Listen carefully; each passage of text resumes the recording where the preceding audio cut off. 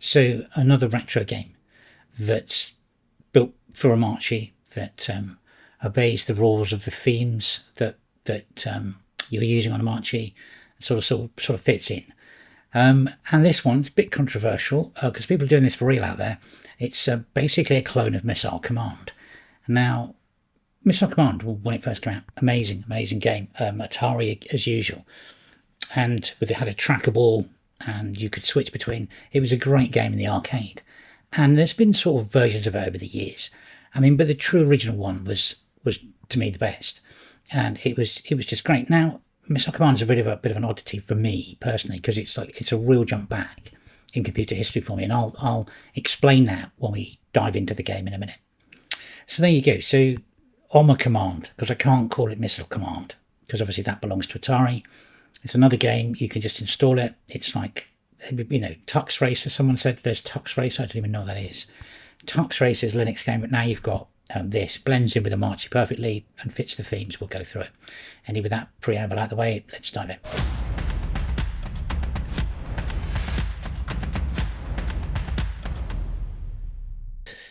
Okay, so here we are on Omarchy. The theme is Retro 82, and it comes with Omarchy now. It's really nice. And so let's start from the beginning. Let's just get a file browser open and let's go to Pictures. I can find where my Pictures folder is because I've got so much junk on this machine. Pictures. Okay, so my history with computing started at school a long time ago. And our maths department had, in cahoots with the science department, had a computer, and this was the computer, and it may freak you out.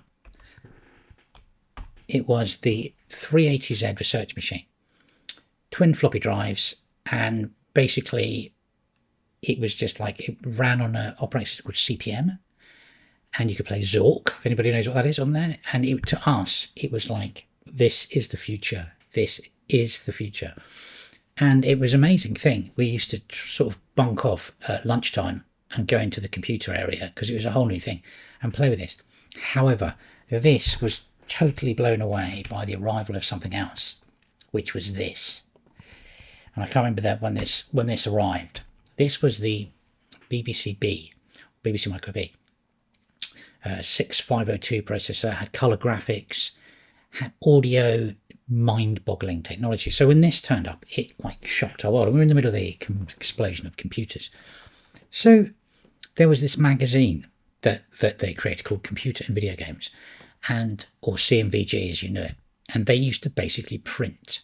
I think I've got a copy of it on here somewhere in the downloads. They used to print. There we go. Let's open that up. There we go. Let's go full screen. So this is a copy of June 1985, gives you a date on me. 85p, and this is a copy of C&VG. Now, obviously, and what they used to do in C&VG, it's amazing. Someone scanned this and put this online. They would print games that you could actually type in, if I can find one. I mean, look, the graphics were nothing like this. Let me try and find a game. Where we got one? And depending on what computer you had, you could type the game in, type it in, and you would save it to floppy, tape normally for most people. But they had, look at this, the Auric Atmos, Sinclair, what's that?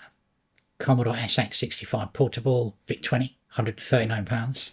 These things are going for a fortune on eBay. I've just seen the 380Z research machine on there for £6,000. I'm not buying that out of nostalgia. So down here, at the back of the magazine, I'm trying to find it. This was a really big mag. What have we got? Okay, so what's that? Page 80. There's some code there for something. But as you can see, I'm trying to find a proper game that starts properly. You could type in. Let's find something better. Okay, so here we go. This is a game. I can't remember what this is for.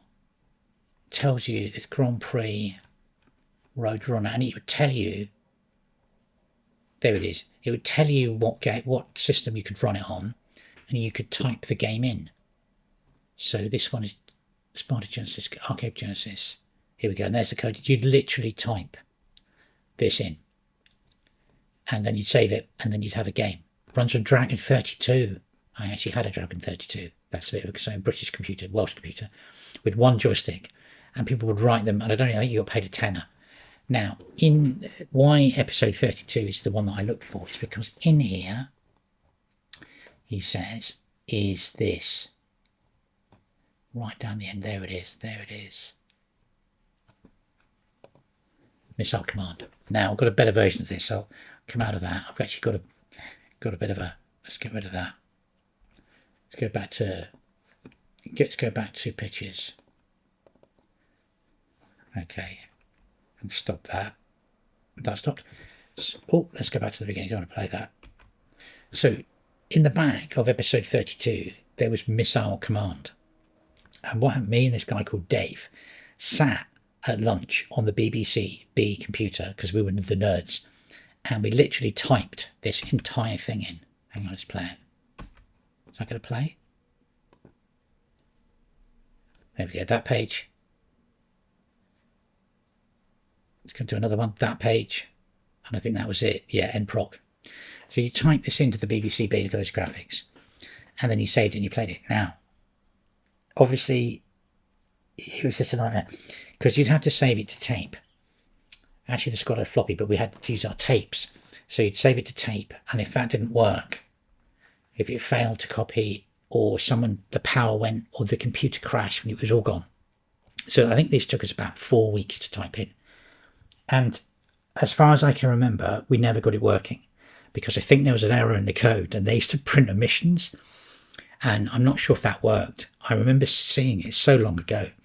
But that was the first game that I ever typed in, like literally on a keyboard.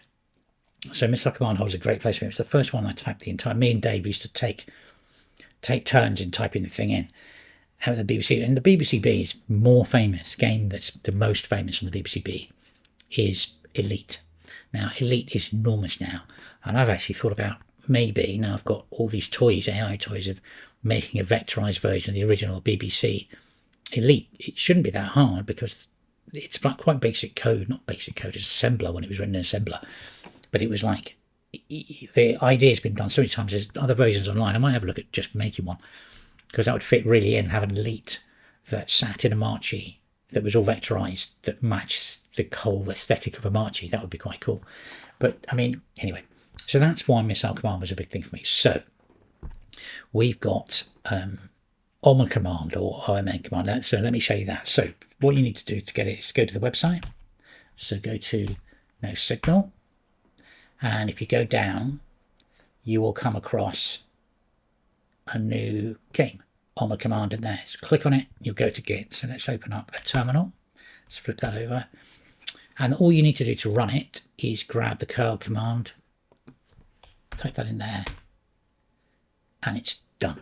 So once you've got that there, you can go space and then go OM, and there is Omoroids command.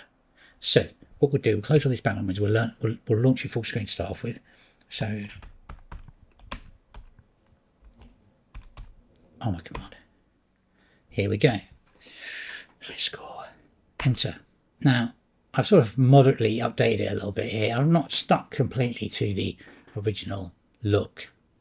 So in a moment it'll start. There's a bit of a dramatic pause before the missiles start falling. There we go. Here we go. And I can't get past level 7. I cannot get past. Can't get past level 7. So we'll go this. That one. That one. That one. Easy first round. Yeah, but it gets harder. I've managed to get in here, got the plane, the normal satellite, and the death satellite that comes in level 8, if I remember the game correctly. That comes in, here we go, let's plane, get rid of him, because he bombs all the way across. Here we go, here we go. Now, I think the arcade version was a lot harder, a lot quicker, because basically they wanted you to put the 10 pence or your dollar or whatever, however much you spend in America, and get all that in one go. Oh. Oh. Easy. Yeah, it just sort of escalates quite quickly when you get up to. So obviously, if I'm playing this, I can open another window over here and it'll scale. So quickly put that up there. Where are they gone? They'll still be coming down. Thankfully, they've scaled on the screen, so you'll buy yourself a bit of time there if you rescale, because it obviously changes the size of the screen, but it'll probably make it a bit harder.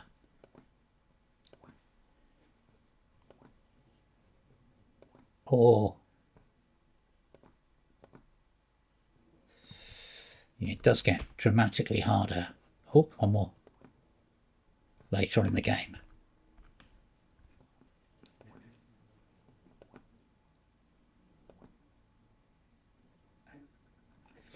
So if you like resize mid game, as you see, it'll have to, it sort of does itself. I think you get a lot. There you go. You get more space if you play it lengthwise. This is cheating. There's a satellite. Oh, gotcha.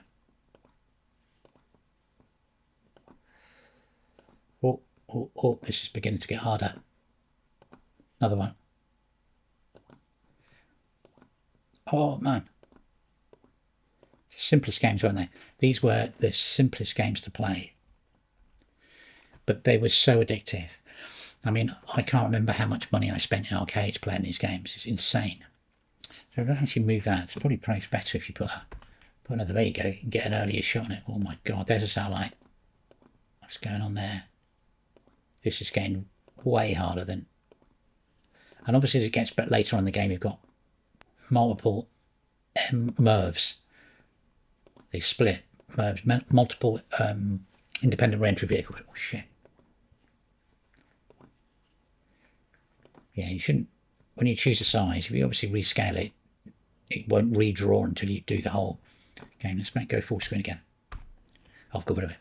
Got rid of it. There you go. Anyway. Oh, I'm back. Here we go. It's much better to play. There we are. Look, now it's getting quick. Let's see what we get. I'm on wave 6. I can't get past wave 7. Cannot get past wave 7 on this. If anybody wants to play this and post in the comments how far they get with it, that would be really good. There's a challenge there. Oh, gotcha. So this is where I can't go. I think it's 7. The end of 7. I'm done.